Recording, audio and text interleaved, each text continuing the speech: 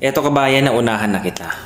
Kung ito dumaan sa wall mo, dapat pag napanood mo to, open-minded ka. Okay? Ba't ko sinasabing open-minded? Okay, walang problema. Mag-comment kayo dyan, mag-bash kayo dyan, walang problema. Ito ay talagang nangyari talaga. Ha? Nakita mo yung caption, usapang puwetan. Dito sa Arab countries, marami din pala tayong mga kababayan na nagpapagalaw sa puwet. Okay? Hindi natin alam yung purpose at nire-respeto ko yun. Kung ano ang purpose nila. For fun, for pleasure, para sa ekonomiya, or income. Hindi natin alam. Okay? Pero nirespeto ko yun. Pero pakiusap, kabayan. Okay? Huwag mong gamitin yung katawan mo sa ganyan. Okay? Baka balang araw, pagsisihan mo yan. Ito, ang dami nagme-message. Kaya ako nakagawa ng vlog na ito. Ha? Hindi lang foreign ang gumagawa niyan. Pati mga locals. Okay? Base sa experience ko dyan sa laser, marami din. Okay? Marami din ang nagtatanong kasi ba't ko to pinag-uusapan nasa laboratory ako? Inline, may pinapagawa sa laboratory na pwedeng matukoy ang karamdaman mo ngayon. Okay? Kasi may nag-message po. Ulitin ko ha, nire-respeto ko kung ano yung trabaho nyo dyan. Walang problema po dyan. Pero dapat siguraduhin nyo na balang araw huwag kayong magsisi sa ganyan. Kasi may mga kababayan tayo, hindi lang dito sa Saudi. Sir, bakit matagal na po na hindi naghihilom ang aking puwet? Inaamin ko, may ginawa po ako. Magwa 1 month and a half na, pero ganun pa din. Mas lalong lumala at nagkaroon ng hemorrhoids. Ito din. Mula sa Dubai, okay? Ito guys, okay, sinasabi ko sa inyo ha, be open-minded. Okay, hindi mo alam kung ano yung pinagdadaanan ng mga to. Sir, bakit ganon? Magdadalawang buwan na hindi pa humuhupa ang aking kulani. Laging malaki pa rin ang aking kulani. Ngayon tinanong ko siya, nung nag-message ako sa kanya, kulani dito, at saka kulani dito. Tsaka dito. Laging namamaga at hindi daw humuhupa. Okay? Next. Sir, bakit ganun? Yung lagnat ko, pabalik on and off ang lagnat ko. Tapos ito din parehas. Hindi nawawala yung kulani ko. And so far, ang dami. Okay? Nagkakaroon sila ng sore throat na hindi nawawala. Yung iba, sobrang namamayat. Okay. Speaking of HIV, or in general, speaking of sexually transmitted disease, kabayan, malaki ba ang chance ng ating mga kababayan na nagpapagalaw sa puwet na pwedeng ma-infect ng STD or STI which can result to HIV at iba pang mga sexually transmitted disease? Malaki, kabayan.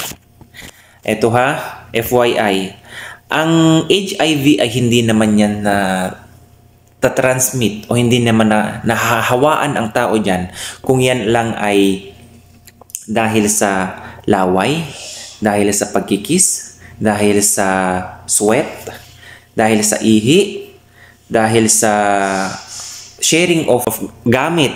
Pero sa sharing of gamit din naman, o gaya nung natakil ko dati, yung paggamit ng shaver. Paggamit ng toothbrush, depende din. Pero kung sa paggamit lang ng towel, sa paggamit lang ng damit, hindi po yan natatransmit o na ililipat dun sa tao o nakakahawa siya. Kahit sharing of food kayo, hindi yan nahawaan. Bakit?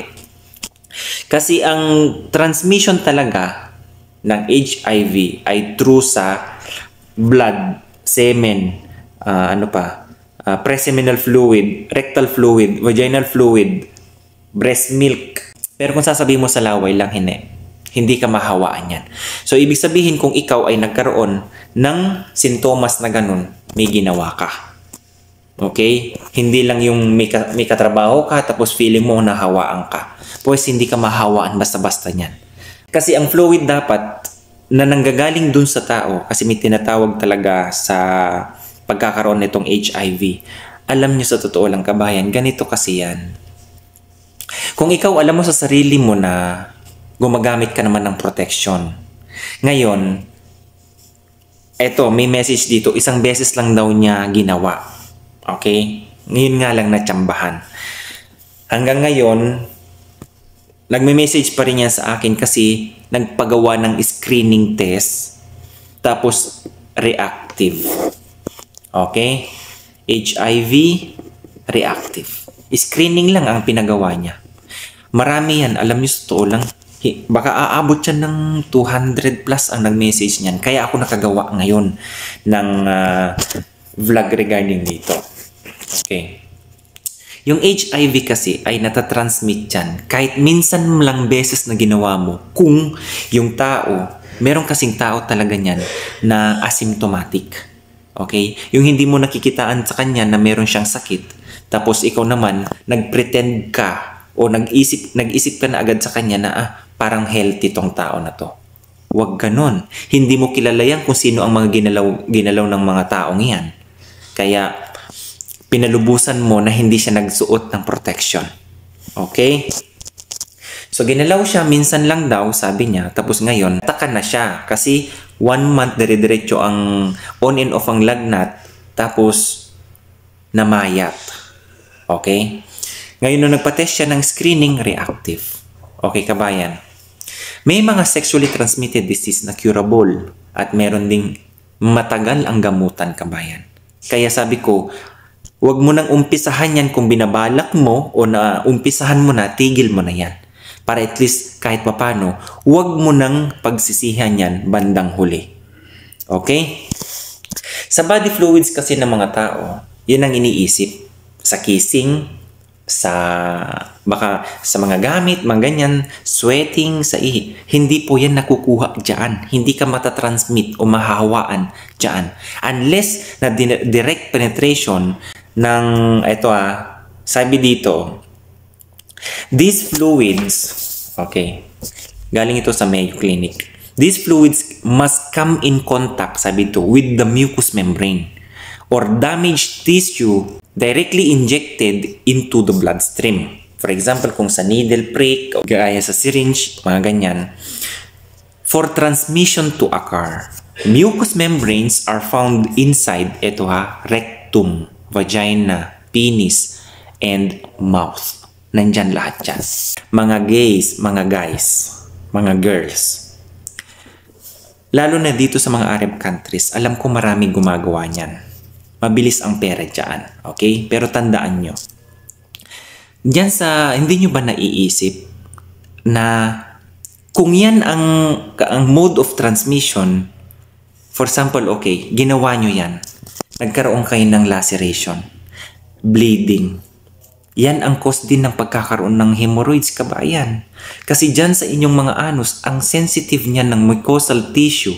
Yung tissue dyan nababanat dyan. O baka yung ugat pa dyan napupwersa. Kaya kayo nagbibleed, mga ganyan. Paano kung yung tao na gumalaw sa inyo, hindi mo alam, nandun pala siya sa stage ng mataas ang infectious state niya. O, inilagay niya sa inyo yung kanyang semen, kumapit dun o sa mucosal part. O, yan ang talagang puro na kahit minsan ka nga lang na galaw niyan. Okay, isipin nyo yan. Yung effect niyan ay, for example, sa bibig din. Kasi, sabi dito, asan ba matatagpuan ng mga mucous membrane na Diyan sa bibig, ay malalambot na yan. Tapos, sa may anal part, sa loob. Kung kayo, nasisiyahan kayo sa na yan, hindi ko maano ang nyo ha. Kung yan, nasisiyahan kayo sa ginagawa nyo, maglagay na lang kayo ng protection every time na gagawa nyo yan. Pero kung lang din naman, stop nyo na lang din naman kung may trabaho din naman kayo Okay? Actually, iba-iba tong lugar na to, hindi lang ito dito sa Saudi Arabia ang nagme-message sa akin. Hindi ko pwedeng basahin lahat yan kasi marami. Kung mabilis ang pera dyan, kabayan, marami kasi ang kumakagat dyan Okay? Mabilis ang income. Pero, sa kabilis naman ng income na yan, baka ganyan din kabilis magkaroon ng problema balang araw sa kalusugan mo. Ito ay isang awareness lang po, ha? Na sana ay makapag-isip-isip ka ngayon kung mapanood mo to. Pwede mo na bang itigil yan? Okay? Kung yan ay kasama sa trabaho mo, pwede mo naman siguro tanggihan yan. focus ka na sa talagang trabaho mo. Alam ko hindi naman yan, wala namang trabaho dito sa Arab countries na yan ang direct na ginagawa eh. Nagiging sideline ang mga ganyan. Nagiging part-time yung mga ganyan. Okay, kabayan, nire-respeto kita ha, inuulit ko. O kung ikaw man ay nanonood dito, open-minded ka dapat. Okay? Alam mo dito kabayan, marami din ang mga locals na nagkakaroon ng reactive o mataas ang titer ng HIV. Locals. Paano kung itong isang locals na ito, alam nga naman na siya nagkaroon ng HIV na wala siyang ginawa. Paano kung yan, kinahiligan niya ang gumawa ng ganyang bagay na tapat sa'yo kabayan. Okay? Baka hindi mo alam ang effect niyan kapag lalo na dito sa Arab countries. Okay? Mahigpit sila dyan. Kaya kung maaari, pwede ba itigil na lang po yan, okay? Galing sa Mayo Clinic. Ang early signs and symptoms ng pagkakaroon ng HIV ay ito. Sabi dito, usually yung nararamdaman nyo ay nagdi-disappear daw yan within a week to a month. And then, bumabalik yan during on and off ng second month. And sabi dito, during that time na second month ka, you are highly infectious.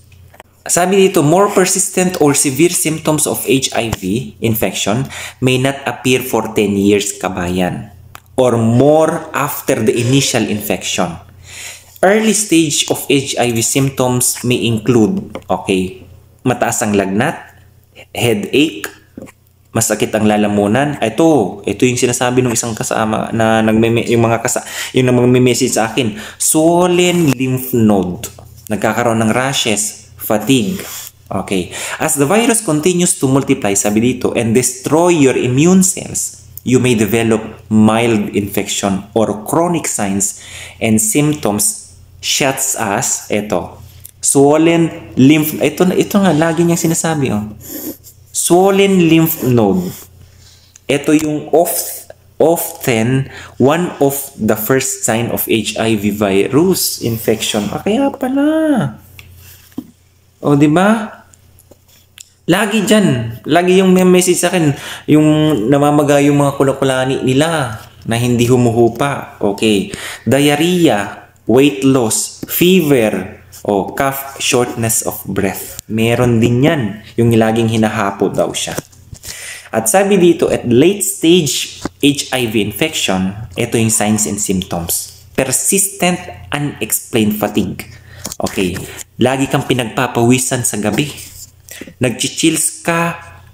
Mataas ang lagnat mo for how many several weeks. Ito na naman. Swelling of lymph node for more than 3 months. Isipin mo yan, Sa tatlong yan, lahat yan present ang swelling of lymph node. Yan, chronic diarrhea na hindi mo maintindihan. Persistent headache. Okay? At pwede ka makadevelop ng iba pang mga opportunistic infection. Kabayan, pakiusap po, ha? Ito ay isang awareness lamang. Pumunta tayo sa ibang bansa para sa ating trabaho kasi meron naman talaga tayong trabaho na pinuntahan. Kung ikaw ay gumagawa ng sideline na ganyan, pakiusap, nasa iyo po yan. Ikaw mismo ang magsasuffer niyan balang araw kapag hindi mo yan itinigil ngayon. Okay? Oo, maganda ang pera. Pero aanhin mo yan kabayan kung balang araw naman, yung pera na yan na kinita mo sa paggaganyan, ipampagamot mo soon. Okay? Isang awareness lang po yan, ha? Please, pakiusap. Marami po ang gumagawa sa ating mga kababayan. Okay? Ayan na, puwetan ang usapan. Ito isang paalala lang kabayan, ha? Pakiusap. Kabayan dito sa amin sa laboratory, marami ang mga locals din, ha? Na nagpo-positibo sa ganyan. Hindi natin alam kung saan yan napapadpad. Kung sino-sino ang mga ginagalaw niyan. Kaya pakiusap, for your safety, tigil mo na kaya yan, ha? Pero nasa iyo pa rin yan, Okay? So, yun lang guys, ang gusto kong ma-share sa inyo. Please, kabayan, alagaan mo ang iyong kalusugan, ha? Hindi po basta-basta ang gamutan ng ganyang mga HIV. Okay? Baka kung ngayon napapansin mo parang nagkakaroon na ng mga Ano kaya yung tumutubo dito sa puwit ko? Hindi siya hemorrhoids, hindi sa ano, 'di ba? Marami ang pwedeng mai-transfer sa inyo regarding sa mga ganyang trabaho o gawain. Okay, kaya kabayan, nasa inyo po 'yan. Okay? God bless po. Alagaan ang kalusugan ha. Bye-bye.